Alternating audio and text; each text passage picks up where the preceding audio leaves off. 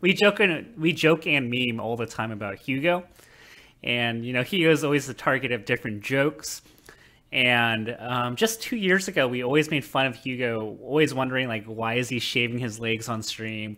Why is he doing random crap? And why is he not practicing? And that was like the low point of Hugo's career. And if you guys ever watched the Nice Shot Hugo rap, that kind of highlights his, I believe 2016 in a nutshell. He hit a low point, and it's honestly kind of a laughing stock in terms of like pro players really trying to make it in terms of, Smash. And he ended up finishing 38 for the year, had a lot of questionable performances. Everybody remembers that infamous 129th at EVO that year.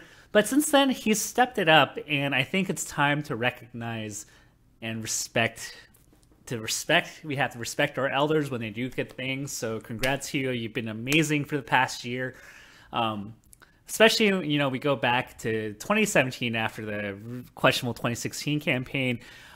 Hugo really started practicing. He actually started grinding more. He reevaluated his decision trees. And right then and there, we saw a lot more wins against West Balls. We even saw a couple of like wins against even S2J, a player that he's really struggled with. And he had the upper end of Lucky, his current teammate, for a good while. So last year, January 2017, was like the renaissance of HugS. It was like, okay, cool. Like, we're seeing him grind the game. He's churning out results. What can we see more from this guy? And to be fair, in 2017, his year was pretty solid. No like super outstanding performances, but he was consistent, and he beat the players that were roughly in his tier, would pull some upsets. I think CEO Dreamland was a really good performance from him that year, and he had a handful of other ones, some handful not so great ones, but overall, 23rd for 2017 seemed rather appropriate and well deserved, although he could have been argued to be a little bit higher, but huge improvement from the 38th the year before. Now into the 2018 season, December was not that good of a month for HugS if you really factor in Pat's house, and even the Holiday Bash, he didn't do that well in terms of what I wanted to see from him. But to be fair, he was probably the underdog in most sets except for the set against Lod, which he managed to win. But in 2018, his campaign has been amazing. First off, Genesis 5 got into top 8, defeated Amsa, Duck, Cyrox, Kells, Moki, and then lost to Lucky and Plub, both respectable losses. And a week prior to that, he actually beat Amsa at the Hawaii tournament, Poi Pandas, where he finished 4th. He lost to Bladewise and Lucky.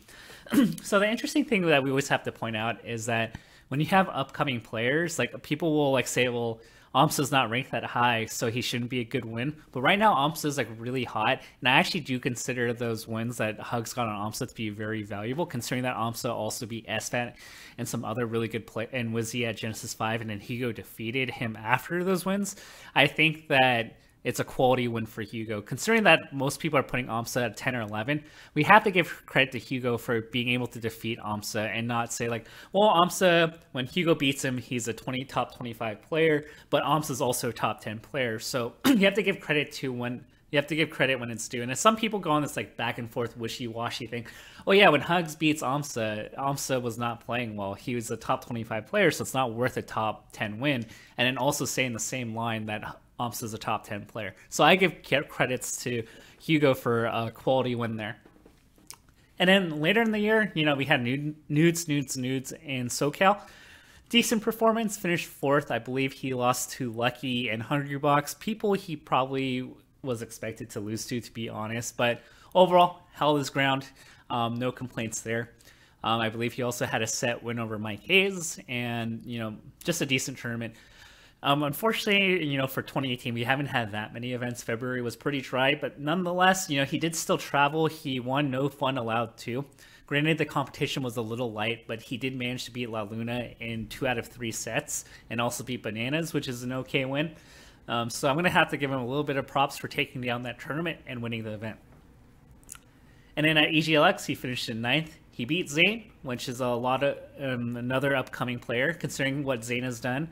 It's overall, pretty solid win, probably a top 15 / top 20 win for Hugo. Unfortunately, he did lose to Ryan Ford, and he lost to Plup again.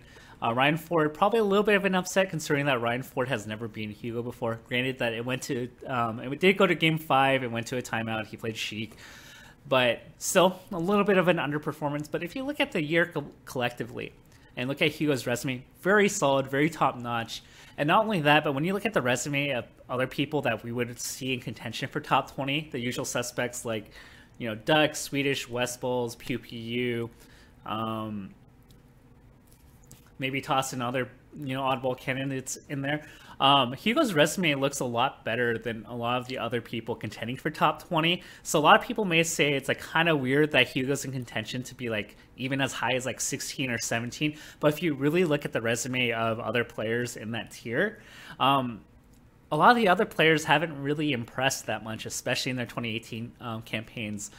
Lots of, faulty brackets, questionable losses. They haven't really made a run as deep as Hugo.